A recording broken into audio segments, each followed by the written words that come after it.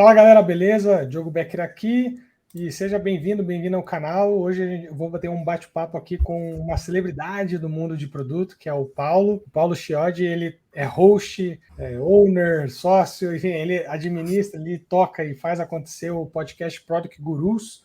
Domina muito, conhece muito de produto e assim, o objetivo inclusive vai ser a gente falar um pouco sobre isso, né? Passar aqui para ele se apresentar para vocês aí do canal, conhecê-lo. Vai lá, Paulo.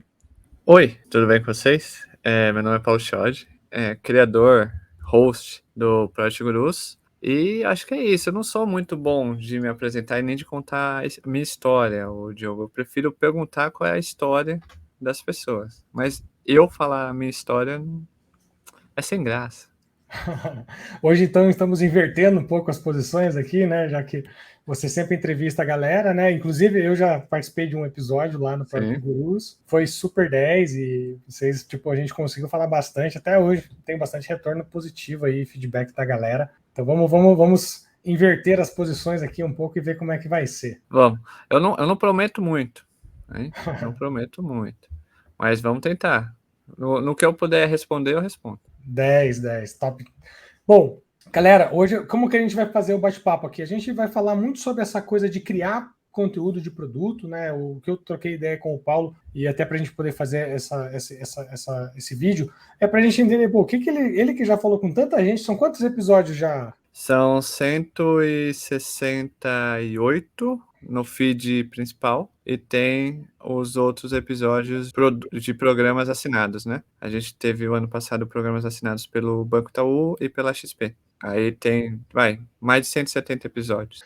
Vamos falar um pouco também sobre tendências aí para o futuro da área. Eu acho que também é um assunto legal da gente debater. A gente que está estudando e sempre inteirando aqui, sempre querendo ir além, acho que é um ponto também legal para a gente falar aqui e debater, né? Então já deixa aqui o like, você que está vendo esse vídeo, deixa o like, se inscreva no canal, depois vai lá também no conhecer o Product Gurus, caso não conheça.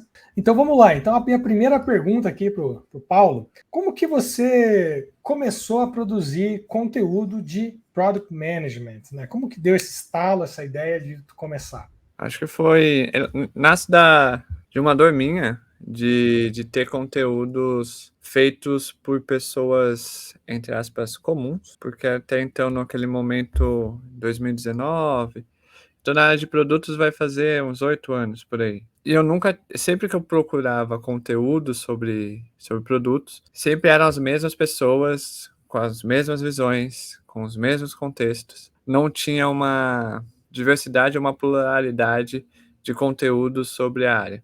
E aí, no final de 2019, eu resolvi criar a Project Gurus. Primeiro foi uma página no LinkedIn para compartilhar, basicamente não um hub, não nada disso, mas compartilhar todos os artigos que as pessoas faziam no LinkedIn, dar mais alcance, dar mais visibilidade, etc. Então começou assim e logo em seguida eu criei o podcast com o intuito de dar voz às pessoas por trás dos produtos, conhecer as histórias, a carreira, ponto de vista de cada pessoa que vive contextos diferentes, né? Eu acredito que essa pluralidade de visões de mundo também reflete numa visão diferente de produtos. Você pode pegar duas pessoas que trabalham no mesmo produto, da mesma empresa.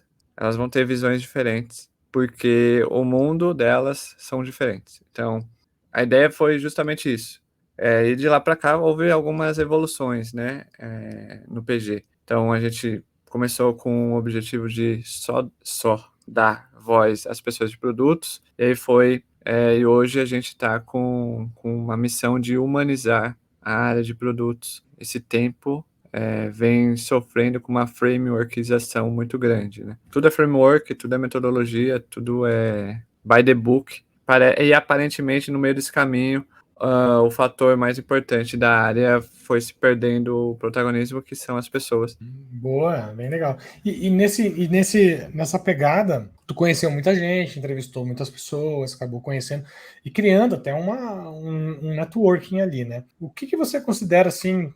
Quais são os principais aprendizados que você vê, assim, que você teve que tipo mudou como PM? O que você aprendeu que mais assim te tocou assim nesse período? Acho que todos ali todos que passaram pelo PG, que eu conversei, eu pude aprender alguns pontos, né? Então, desde o lance do que é hoje o PG, né? Da humanização, que é a construção, você só constrói produtos de valor e que geram impacto de forma colaborativa. Então, sempre ter o pessoal de UX, de design perto, de tecnologia perto, sempre ter uma boa comunicação, sempre se relacionar bem com as pessoas. E aprendi também algumas coisas que eu acho que eu já sabia, mas eu só confirmei que é o lance de que a gente não fala muito, né? Mas existe um lance de política dentro das empresas. No mundo corporativo, você tem aquele lance de política. Não partidos políticos, nem nada do tipo. Mas às vezes as pessoas de produtos entram numa empresa e eles acham que só por serem project managers, eles já vão ter uma confiança, uma credibilidade de chegar mudando tudo, fazendo e acontecendo, e não é assim. Você tem um jogo para ser jogado, você tem que ganhar credibilidade, ganhar confiança, mostrar resultado, criar relacionamento, para depois você começar a criar uma mudança. Aprendi isso, com certeza, nesse tempo. Sem falar nas coisas absurdas que eu já ouvi, principalmente nos episódios de tem que acabar na área de produtos. Então, desde tem que acabar o roadmap até tem que acabar frameworks. Então, o que eu aprendi nesses mais de 170 episódios foi essa visão mais humana e também sobre um jogo que a gente tende a não dar muita visibilidade, mas que existe em todas as áreas. Em todas as áreas. O analista financeiro, para que ele possa fazer o trabalho dele, para que ele possa crescer na empresa, ele precisa criar uma credibilidade, criar uma confiança com seus gestores, gerar um bom relacionamento e fazer uma entrega de resultado que gere impacto, aí sim. Então, acho que esse segundo ponto do político, digamos assim, eu vejo que gera muita frustração nas pessoas de produtos, quando elas entram na área ou quando elas mudam de empresa. Eu aprendi isso. Isso aí me lembrou também que uma ideia que eu tenho, assim, de comum, assim, que fui aprendendo na carreira, de que a gente lidera muito por influência, né?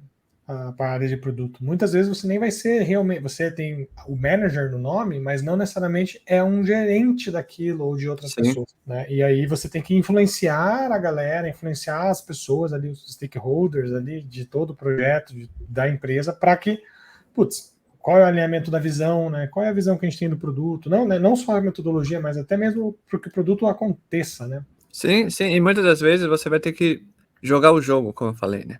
Então, muitas das vezes você vai ter que fazer o que tem que ser feito. Não reinventar a roda. Você vai ter que chegar, para ganhar confiança e credibilidade da galera, você vai ter que chegar no operacional e falar assim, qual é o maior problema aí? Porque a pessoa nunca... É normal do ser humano. Ela sempre vai se culpar, né? Então, se ela não consegue...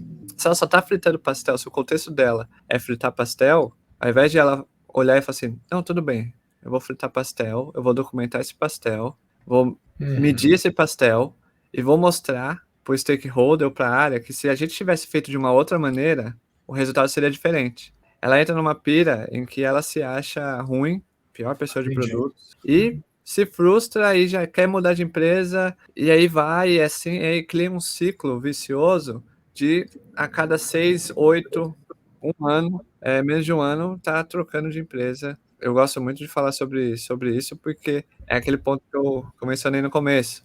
A nossa área tá muito frameworkizada, né? É muito processo. A galera quer saber um framework para escrever documentação de produtos. Só escreve. Só escreve, relaxa, escreve. Escreve da maneira que o stakeholder e as pessoas da sua área, da sua empresa vão entender. Não precisa seguir um framework, e se não seguir, tudo bem também. Então, acho que tem esses pontos, Diogo, que eu aprendi bastante e eu tendo a falar bastante sobre isso. Massa. Eu acho show de bola, acho que faz bastante sentido. Até porque um dos princípios ali do ágil é que pessoas são mais importantes que os processos. Então você poderia desenhar e criar um processo para o seu time. Você poderia criar um modelo de trabalho, um framework específico para a realidade que você tem. Acho até uma tendência aí, conectando com uma coisa lá na frente, por exemplo, matriz de priorização. Existem várias matrizes de priorização mas eu acho que existe até uma tendência de se criar a sua própria, entendeu? Porque às vezes na minha realidade eu tenho que ter uma coluna aqui que, putz, ela é super relevante, ela não é nem o impacto, nem o esforço, nem a confiabilidade, nem sei lá o que, é uma outra coluna relacionada a alguma coisa, então às vezes você fazer um mix, então eu acho que você ter essa flexibilização, né? É quase, eu vejo com bons olhos, assim, até como uma certa evolução da gente estar pondo em prática, ter um conhecimento adquirido e evoluir em cima disso, criando, inovando até em cima da forma como a gente vai trabalhar. Sim, o lance dos frameworks, nada contra o framework, mas o framework é o meio, não é o fim. E ele tem que ser adaptado. Eu recebo muitas, quando eu abro caixinhas, ou eu recebo mensagens no Instagram, que é sempre alguém se frustrada com a empresa onde está, porque não conseguiu rodar o framework tal. Não rodou, não rodou. Segue o jogo. Adapta o framework, entende qual a etapa que não está dando certo, tira, refaz a etapa para o contexto onde você está inserido. Ou não faz o framework, só dá o resultado, só impacta o negócio e vê as necessidades do usuário. Existe uma parcela da nossa comunidade que parece crianças, isso aí vai ser meio forte, parece crianças brincando de bloco. Quer colocar o quadrado no círculo. Não dá. Você vai se frustrar, é normal. Você vai se frustrar, você vai ficar insistindo. E desculpa, em 2023, todo o contexto que a gente está vivendo, não vai ter tempo para poder ficar insistindo em discoveries de 3 meses.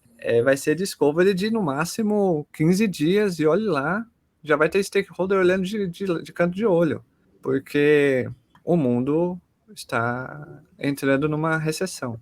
Você até me lembra uma pergunta que eu recebo direto, às vezes até quando da galera que é aluno do meu curso tá, me manda, às vezes, que tipo assim, pus, eu tenho um UX na Squad. Quem é responsável por fazer o discovery? Eu falei, cara, existem, acho que infinitas combinações possíveis para times diferentes. Às vezes na mesma empresa, 2 times vão ter arranjos de, assim, às vezes é uma coisa conjunta, às vezes é o UX que vai puxar, às vezes é o PM que vai puxar, e beleza, entendeu? Como que a gente soma, né? Como a gente soma? Como que a gente troca um eu aqui por um nosso time? Isso, eu recebo a mesma pergunta também, Diogo. Quem é que puxa o Discovery? Puxa. Você, o X, o Tech Lead puxa. A construção é conjunta. Não tem o protagonista. Não, eu que tenho que fazer o Discovery. Deixa a pessoa de UX fazer o Discovery se você quiser. Deixa lá. Só seta as expectativas de que não pode ficar 3 meses no Discovery. Mas vai lá, vai junto, participa, fala, como que eu posso te ajudar? Quer entrevistar o usuário? Vamos entrevistar o usuário? Vamos lá, tá? Entendeu? Chama o Tech Lead para entrevistar o usuário também. É que tem gente que às vezes, eu lembrei uma coisa, às vezes vai fazer o trabalho e aí o time de engenharia quer dar uma olhada, e aí fala assim, pô, mas o engenheiro quer revisar o meu roadmap aqui? Eu falei, mas qual é o problema? Que bom, né? Que legal que ele está interessado em olhar o roadmap e contribuir. Ótimo, porque ele pode olhar e pode falar assim, viu, isso aqui que você está colocando no roadmap, você tá ligado que vai demorar... Um pouco mais, um pouco menos. Né? Mais. Essa outra coisa aqui que você está falando lá para frente, é fácil. Você não quer puxar para agora? A gente já faz e entrega. Tem uma visão, existe um preciosismo, que é o lance que a gente brinca do ego. É meu brinquedo. E, tipo, não. Quando as pessoas de produtos entenderem que a construção do produto é de forma colaborativa, a vida delas vão se tornar muito mais tranquilas. E coisa simples, Diogo. Reuniões. Tem pessoas de produtos que fazem questão de entrar em várias reuniões. Ela não precisa estar lá. Ela poderia mandar... não. Ela poderia orientar... Ô, Diogo, você que é o X, né? Vai lá naquela reunião, vamos falar sobre tal assunto. Acho que é importante você ir lá, ver, né? Também contribuir com a sua visão de usabilidade, de UX, tá? Pô, tá tendo uma reunião técnica. Eu preciso estar como pessoa de produto? Será? Vê a necessidade. Pô, não precisa. Vamos no Tech Lead ou Tech Lead. Tá tendo uma reunião ali de plataforma. Acho importante a gente ficar de olho. Você não quer mandar um dev lá? Sabe? Com essas simples atitudes, você cria um ambiente colaborativo em que as pessoas se sentem parte. E você também fica mais tranquilo de reunião. Sabe? Ainda mais para dev, o X, pessoal de tecnologia. Muitas das vezes eles trocam de empresa por eles não se sentirem parte, entendeu? Eles não se sentem parte, eles se sentem como um termo usado no PG, lá no primeiro episódio, lá em 2019, que é pedreiros de código. Só escreve código, mas muitas das vezes o dev quer participar de reunião, quer olhar como que é feito as definições. Claro que vai de PM para PM, mas eu gosto desse estilo de fazer produto, sabe? Sim, massa. Show. Agora eu vou conectar com a próxima pergunta. Vou até inverter aqui na nossa pauta, mas acho que encaixa melhor, né? Nessa parte, então, de gerenciamento de produto, né? Qual é a parte que você mais gosta, assim, no dia a dia, que você mais gosta da parte de Product Management? Acho que é lidar com o time. Conversar com o time, ver os pontos de vista, se relacionar com o time. Uma coisa que eu não gosto é fazer apresentações. Por incrível que pareça, não gosto. Porque é PPT, né? Já foi a época do PPT, eu acho. Mas, enfim, acho que a parte mais legal é... Hoje eu estou numa cadeira de gestão. No meu caso, hoje, no meu contexto, é lidar com os meus liderados. Conversar com eles, fazer o weekly, sentar, conversar, ouvir eles. Acho que é a parte que eu mais gosto hoje. Mas a parte de fazer report, por exemplo, eu acho muito chato. Porque... Por que é chato? Porque você não faz conforme o seu entendimento, né? Você tem que adaptar o que você está fazendo para que o Diogo entenda. Isso faz com que eu sempre peque um pouco. Vou muito no detalhe, muitas das vezes, e isso eu aprendi também nesse período, que é, quanto maior o nível, o detalhe é apenas um detalhe. Literalmente é um detalhe, saca? Tipo, eu não preciso abrir o Gira para o diretor. O Sim, sim. diretor só precisa saber se a direção está correta. Eu não preciso abrir o roadmap pro CEO. Eu só preciso mostrar para ele os impactos que eu tenho gerado e como eu tenho gerado. Existe até uma parada sobre lá, o Flight Level 1, Level 2 e o Level 3, tá ligado? Tipo, qual é a altura do avião ali que você vai estar voando para você montar uma apresentação. E é difícil isso, cara. Eu acho bem difícil também. Porque às vezes você vai montar um roadmap muito macro, né? Muito abstrato. E aí a galera que está trabalhando não consegue se identificar ali. Olha para aquele Sim. roadmap e fala, pô, mas não é isso que eu estou fazendo. Não estou fazendo essa caixa aí. Eu estou fazendo uma caixa muito menor. E o contrário é verdade. Você mostra um roadmap todo quebradinho, aí para uma liderança, a liderança vai olhar e falar assim, cara, não é isso que eu quero ver, entendeu? Quero ver. Caramba, você tá fazendo tudo isso, mas não era para fazer tudo isso, sabe? Nossa, vocês estão fazendo tudo isso, aí você tem que explicar. Não, isso aqui é o fatiamento, histórias, o épico é esse. Pipipi, popopó. Então, tipo, essas partes, mas conforme você vai tendo experiência, você vai conseguindo, quando você chega numa empresa, você consegue ter uma leitura melhor. Então, você, numa conversa com a alta gestão, você já entende como que ela gosta das informações. Então, hoje, eu sei que, por exemplo, o meu gestor direto, o Head, ele gosta de abrir ali o bit do bit. Já o acima só quer ali o que está sendo feito e ponto. Então, você acabava criando duas apresentações sobre o mesmo tema para apresentar de maneiras diferentes e traduzindo as justificativas para cada público ouça de uma maneira mais eficiente. Né? Aqui o que eu faço, e aqui até é muito comum, a gente bota no apêndice. Coloca no apêndice. Se estiver apresentando, mas o que é isso daqui? Não, peraí, tem um slide detalhado, mas está lá embaixo. Ou no skip, tá ligado? Tem os slides que estão pulados, que vão no detalhe, né? Recentemente até fiz uma apresentação semana passada, e era um alto nível, assim, a apresentação, né, para board e tal. Daí eu falei assim, cara, a gente vai falar esse termo aqui, mas será que todo mundo sabe o que é? Se não souber, eu falei assim, vamos botar um print da tela, porque se perguntarem, a gente fala, não, tá aqui, é isso aqui, ó, esse é o print da tela. Tá, beleza, entendeu? Só pra, né, tipo, para você dar a imagem ao assunto que você tá falando, né, da cara à pessoa. E aí não precisou, mas tava lá o slidezinho lá, seguros, estava pulado aquele slide, mas se precisasse a gente recorria a ele, né? Acho que é uma estratégia boa também de a gente assim, fazer uma apresentação que ela resolve dois cenários às vezes. Tu coloca esses slides adicionais que ficam ou no apêndice ou você dá o pular, né? E então pegando então essa linha, eu queria pensar assim nessa visão assim dessas mudanças que a gente teve, né, ao longo de produto, né, na carreira, e até conectando com um vídeo que eu postei semana passada um vídeo aqui para a galera no meu canal falando sobre as tendências da área de produto. Né, eu fiz uma pesquisa, encontrei algumas em comum e aí criei um vídeo falando sobre isso. E na tua visão, assim, você que também está sempre estudando e não só estudando, mas filosofando sobre a área de produto, né? A gente até deu uma filosofada lá no podcast do Product Guru sobre Sim. Product Management. Na sua opinião, assim, quais são as tendências para a área de produto aí para 2023 e para frente? Vai ser um ano muito difícil, né? A gente comentou isso no último episódio do ano passado. Eu reuni o Diego Eis, o Pablo Silva, a Júlia Souza e a Gisele Anversa para a gente. Com certeza vai ser tendência em 2023 e nos próximos anos é execução. É menos estratégia e mais execução. E quando eu falo menos estratégia, as pessoas de produto falam, que vai fazer qualquer coisa, não sei o quê.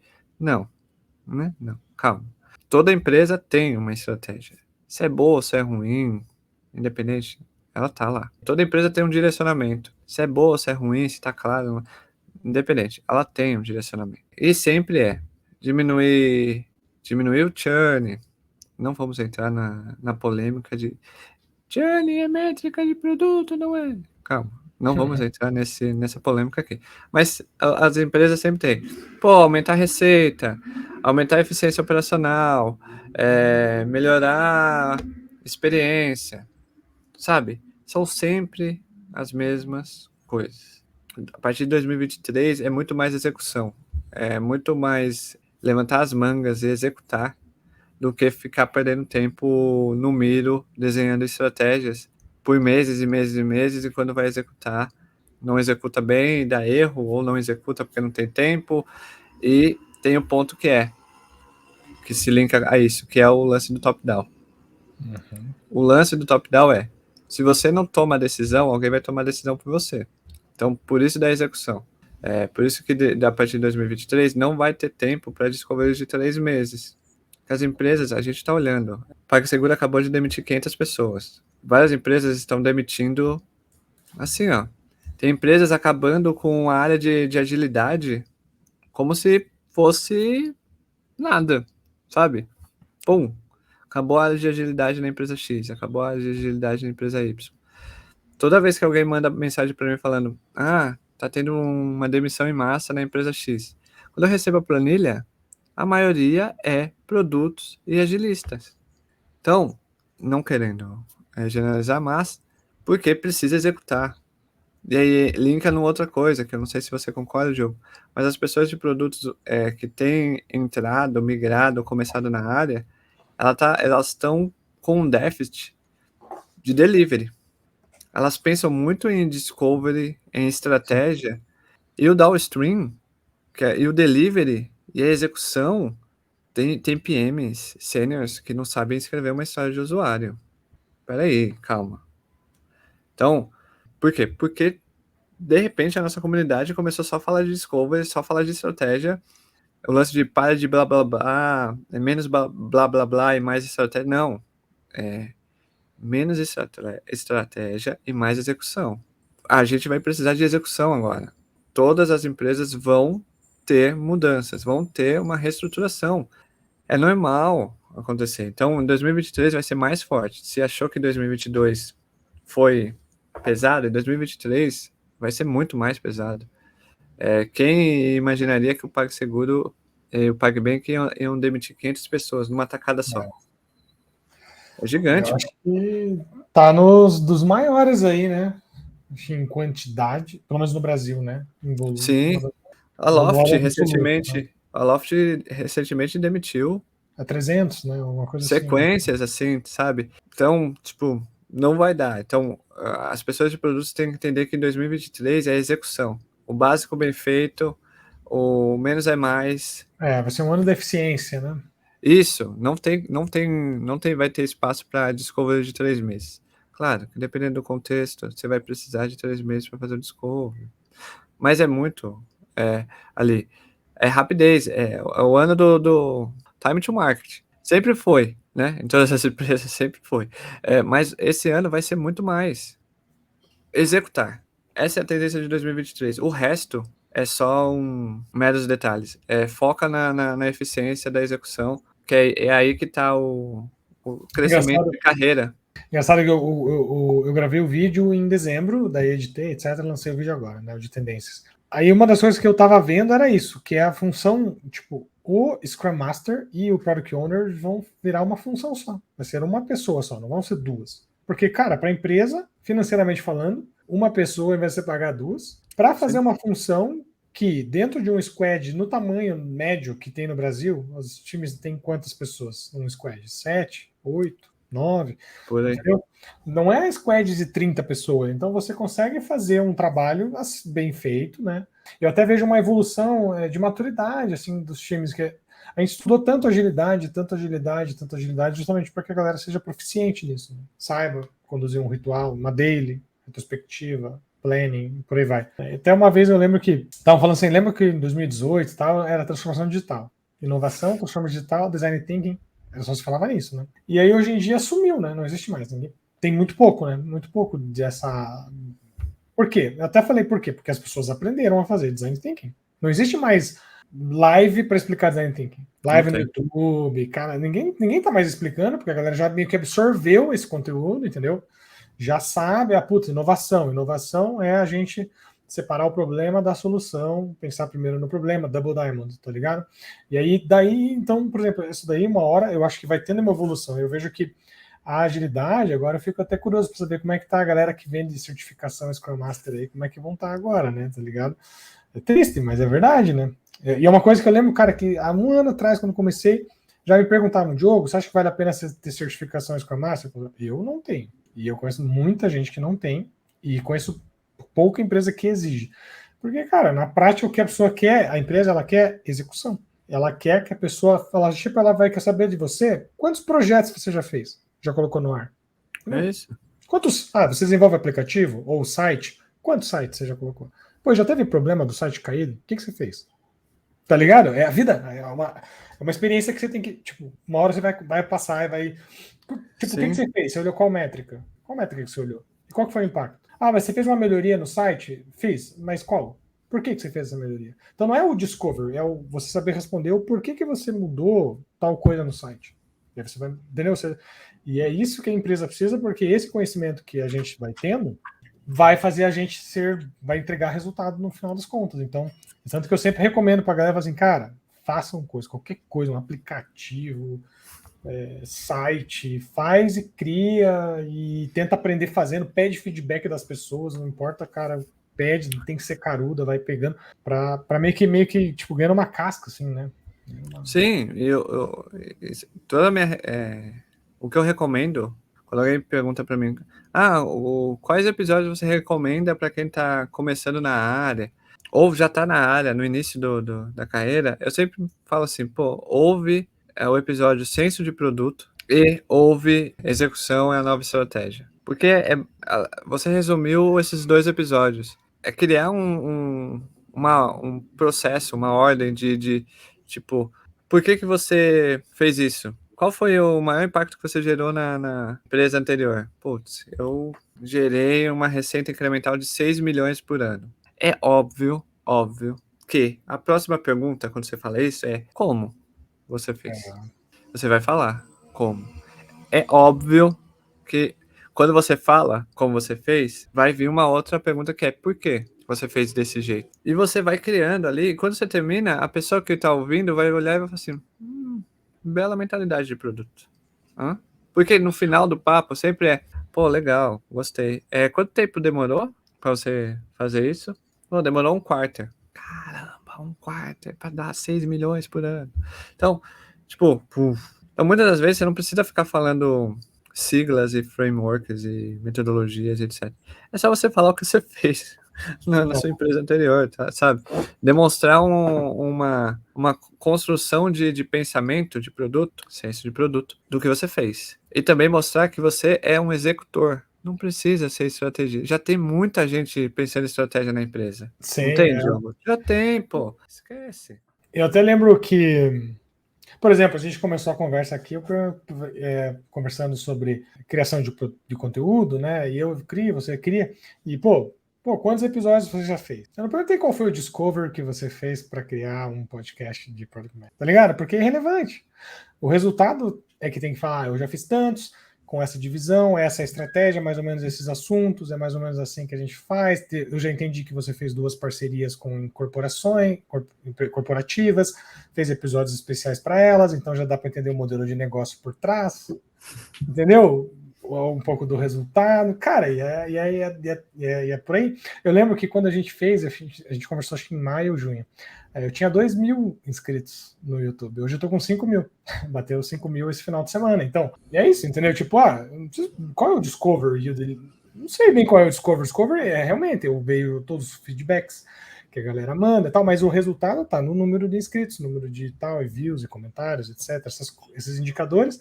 Por mais que eu nem olhe tanto assim, né? Porque redes sociais é meio complicado, tem o algoritmo e tem, enfim, tendências de uso. Só que é bem por aí, né? Tipo, cara, quantos vídeos já teve? Tantos. Qual vídeo que tem mais views? É esse. Qual que tem menos? Esse. Tal. Entendeu? Então você vai meio que pegando esse feeling, assim, que eu recomendo também pra galera. E até complementando um pouco ali, né? Tipo, essa parte de tendências, assim, é essa questão da história, assim. A história, ela convence, entendeu? A história, ela convence. Então, a gente tem que tentar, mesmo quando for priorizar, vamos tentar fazer um raciocínio estruturado. Talvez seria isso, sabe? O pensamento estruturado, ele tá valendo mais do que ele valia antes, eu acho, sabe? Com certeza. E aí, tipo, vamos ter uma lógica por trás, assim, criar uma hipótese. De repente, talvez isso que tenha ficado um pouco para trás em produto, por causa de todas as frameworks que ficou por cima, tá ligado? O meio que o back to the basics, entendeu? Tipo, cara, qual é a hipótese que a gente tem? Vamos fazer, qual é o plano que a gente vai fazer para executar essa hipótese? É isso, a gente vai colocar. Como que a gente vai analisar se está dando certo ou não? Assim. E agora conta uma história disso. Isso vai funcionar para você juntar o time, para você fazer o time entender o que está fazendo, porque às vezes o time nem sabe o que está fazendo. Quantas vezes eu já recebi a pergunta do engenheiro e falou assim, o que você sente falta? Eu falei, cara, eu queria saber o que a gente vai fazer daqui a 5 meses, 6 meses, quero ter clareza. Eu já vi tanta vezes o engenheiro falar isso, por quê? Porque às vezes eles esquecem de falar para eles, entendeu? O plano tá tudo certo, só esquecemos de falar pro time, tá ligado? Ué, tá lá no Miro, pô. Ninguém viu porque não quis, sabe? Tipo, tá lá no Miro, por que não entrou pra ver? E aí entra no lance da comunicação. O lance de contar uma história, não sei se dá para fazer a conexão aqui, mas vamos tentar fazer a conexão. Que é, quando você pergunta para os jogadores de The Last of Us, por que você gostou de jogar? Todos vão falar, história. A história do jogo é bem contada. A jogabilidade pode não ser a perfeição do mundo, mas a história é envolvente, a história tem um começo, meio e fim, a história conta algo que você, né, que você se sente parte ali, de repente você tá chorando porque você já zerou o jogo e você não queria ter zerado, aí você se sentiu um idiota, não, eu queria mais tempo jogando, não sei o quê. Então, tudo e aí a gente pode até filosofar mais ainda, que é o lance a gente linka com Steve Jobs lá no passado, que ele falou que o futuro seria baseado em narrativas. Olha lá. Hoje a gente é baseado em narrativas, em qualquer campo político, etc. É narrativa. Então, se você consegue construir uma narrativa sobre o problema que você resolveu, voilà, você consegue encantar, você consegue chamar a atenção de uma empresa, do recrutador, de um líder de produto. Eu acho que vou bater muito na tecla. A nossa área está muito frameworkizada. É muito termo. Você faz uma pergunta simples, de 5 palavras, 3 é frameworks ou termos em inglês. E eu só perguntei como que você definiu essa hipótese.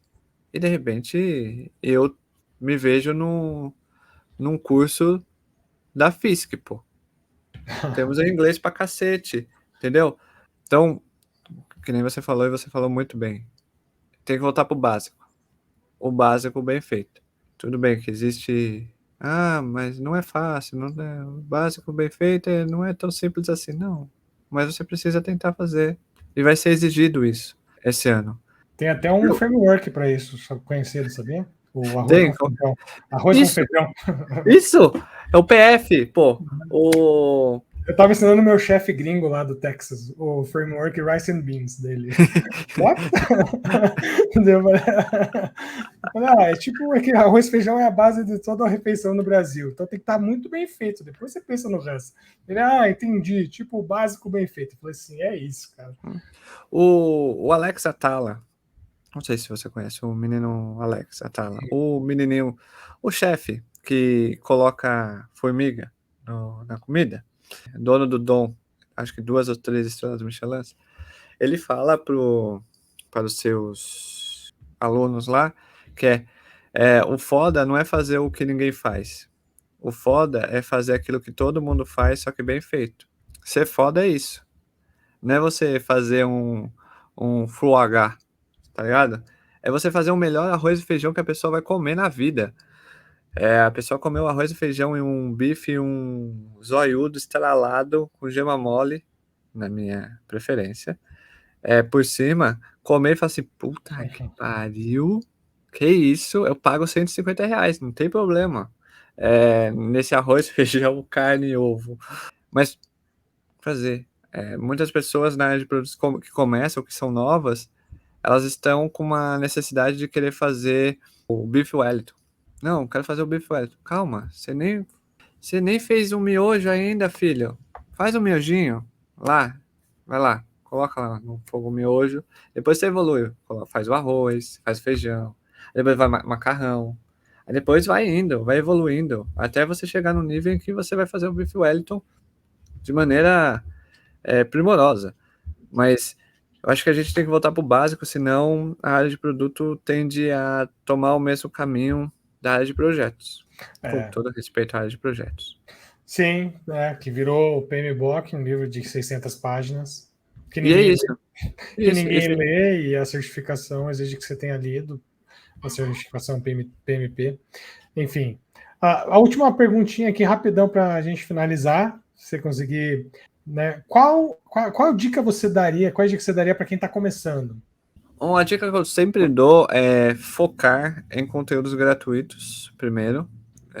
Então, faz maratona de vídeos do Diogo, depois faz maratona dos podcasts, se conecta com as pessoas da área de produto, se conecta com o Diogo, segue ele no Instagram, manda pergunta nas caixinhas dele, manda pergunta segue o Project Gurus, manda pergunta lá na caixinha, segue pessoas da área, que são pessoas em que você vê que elas trabalham na área. Se conecta, conversa, compartilha as dores. Essas pessoas que têm mais tempo de área tendem a passar uma visão muito mais, te ajudar a tomar alguns caminhos para você não ter os mesmos problemas que essas pessoas tiveram. Então é muito melhor. Eu estou falando tudo isso de forma gratuita. Grátis, LinkedIn, joga lá. YouTube, Diogo Becker. Spotify, Project Gurus. Instagram, mesma coisa. Para depois você pensar em gastar dinheiro com um curso. Tem o curso do Diogo, que é barato. Você pode fazer. Mas tem cursos que são muito caros. E aí você precisa entender, tipo, pô, será que eu não preciso entender o básico bem feito agora, assim, conversando com o Diogo? Pô, Diogo, qual que é o básico bem feito na área de produtos? O que eu preciso aprender agora? Agora, nesse exato momento, comecei na área, o que eu preciso aprender?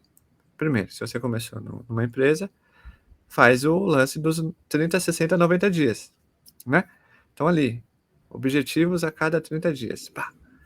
Pô, relacionamento, entendimento de negócio, relacionamento com o time, outras áreas. Pô, mas eu queria gastar dinheiro num curso. Pô, será? Estressa as oportunidades gratuitas primeiro. Quando você perceber que as oportunidades gratuitas, os conteúdos gratuitos, já te ajudaram a ter uma base firme, aí você pensa em fazer um curso. Porque muitas pessoas estão associando curso, ô Diogo, com garantia de promoção, garantia de vaga. Muitas vezes não é isso. É que nem a gente já falou aqui, é criar um raciocínio, ter um senso de produto, mostrar para quem está te entrevistando que você sabe gerar impacto no negócio, entendendo as dores do usuário. Então, as dicas para quem está começando seria faz o básico, até nisso, faz o básico. Não vai por promessas alheias, do tipo, PM precisa saber codar. Não precisa saber codar. Para com isso. Tá bom? Para. Ou, teve aí, né? Recentemente teve no Instagram, de UX, né? Do júnior a sênior a 30 dias. Não cai nessa. Nossa. Para com isso. Para. Não cai nessa. Então, vai no básico. E aí, sim, depois você pensa em investir dinheiro, porque 2023 vai ser apertado. A gente vai ter que ter eficiência até para gastar. Não vai sair gastando também, não. Então, acho que essas são as dicas, Diogo. Mais simples, né? E complexas, na verdade. Simples, mas complexas, como sempre. Né? Na verdade, não existe atalho, né? Existe trabalho. Então, Isso. Então eu queria, fechando aqui, né, o vídeo aí, agradecer a sua participação, o convite aí que você prontamente aceitou e a gente já combinou rapidinho, foi super, super rápido aí para a gente combinar, né? Obrigado aí pela presença e acho que ajudou, combinamos várias perguntas, falamos sobre tendências, falamos sobre produção de conteúdo, falamos sobre o que você aprendeu, várias lições aí para quem assistiu. Comentem aí vocês no post, no vídeo, o que vocês mais assim gostaram dessa nossa conversa, o que vocês acharam que, tipo, putz, eu concordo com esse ponto, vejo isso acontecendo aqui, vou prestar atenção nessa parte aqui no meu dia a dia, sabe? Para até ajudar a gente e vocês a fixar, né? E a gente entender o feedback, né, de tudo, de como que está esse produto, de como está esse conteúdo, como que ele está sendo recebido, né? Então, Paulo, vou deixar as palavras finais aí para a galera, agradecimentos eu agradeço o convite, eu agradeço o espaço.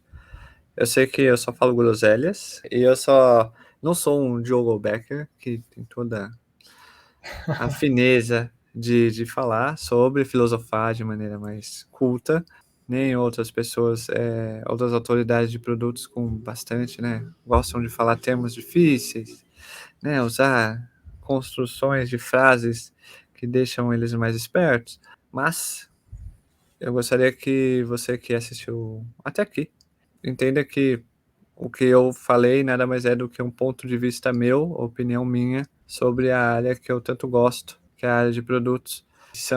É apenas opiniões, opiniões que eu construí conforme eu fui me relacionando com são 170 episódios, então, mas tem mais de 200 pessoas que eu conversei nesse longo caminho de PG, fora todas as pessoas que eu converso. E eu já peço desculpas para você que me mandou mensagem no LinkedIn ou no Instagram, eu não respondi ainda. Eu respondo. Às vezes eu respondo mentalmente, mas eu respondo. Então, agradecer muito. Sempre que precisar, Diogo, pode contar comigo, pode contar com a PG. Você tem a chave do PG. Então, em 2023 você volta no PG para a gente falar sobre o quê? O agilismo falhou? Essa é a pergunta. Essa é a pergunta de 2023, hein?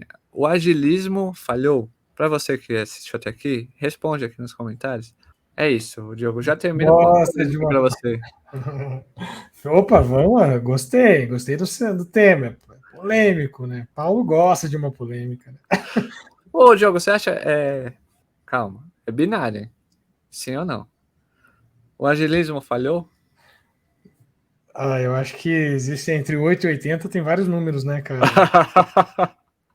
Né? Então, eu acho que existem vários. Eu sou um cara do depende, né? Tudo eu gosto de dizer depende, até porque eu sou muito ético, né? Então, ao mesmo tempo que eu acho que não dá para você aprender em 30 dias Product Management, né? E nem virar um UX Senior, eu acho que existem pontos positivos, sim, existem pontos negativos. Eu acho que não falhou.